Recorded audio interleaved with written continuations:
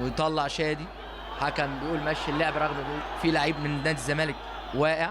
ابو تريكه ياخدها تاني عماد متعب. عماد متعب والهدف الاول، والهدف الاول للنادي الاهلي. يا فاجئ الجميع، فاجئ الجميع، وحط الكرة على شماله عماد متعب ويجيب هدفه الثاني في مباريات القمة. كان جاب الهدف الثالث في لقاء الدور الرابع في لقاء الدور الاول، عملها والله عماد متعب، انما لم يكن احد يتوقع ان عماد متعب هيشوط الكرة دي. خدها عماد متعب وفتح على شماله وشاط كرة حلوة ويجيب الهدف ال11 ليه في بطولة الدوري هذا الموسم، اول موسم لعماد متعب في الدوري، ويجيب الهدف رقم 11 ليه. يتساوى في صدارة قائمة الهدافين مع مجدي عبد العاطي. يا شوفوا متعب، استلام كويس من متعب وبص وفتح لنفسه الزاويه، ما حدش كان متوقع هنا، دخل عليه مدحت عبد الهادي وحطها بارعه جميله جميله جميله من عماد متعب.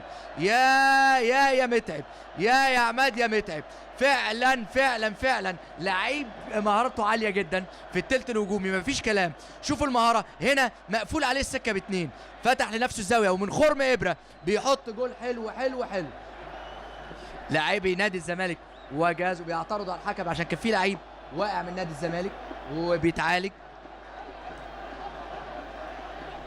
انما كرة غير متوقعة بالمرة. اول مرة دفاع نادي الزمالك يبقى سايب مساحة كده اللعيب انه يتحرك فيها، لكن هو مع عماد ده تامر عبد الحميد ان شاء الله يكون سليم لانه كان واقع ومصاب اثناء الهدف الاول في الدقيقة 16 بيجيبوا عماد متعب.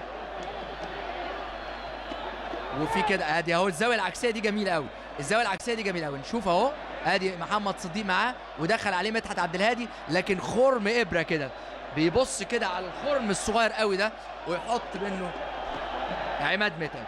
عماد متعب مفيش كلام، من احد نجوم هذا الموسم بصفه عامه سواء مع النادي الاهلي او مع منتخبنا الوطني. وزي ما بقول لحضراتكم ليه الاعتراض ده؟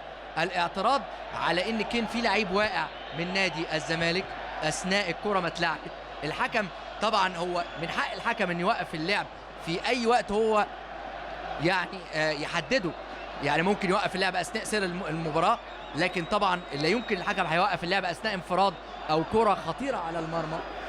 فالحكم استأنف اللعب ولهذا بيعترض جهاز نادي الزمالك. نتمنى ألا تخرج المباراة عن إطارها الجميل اللي بدأت بيه.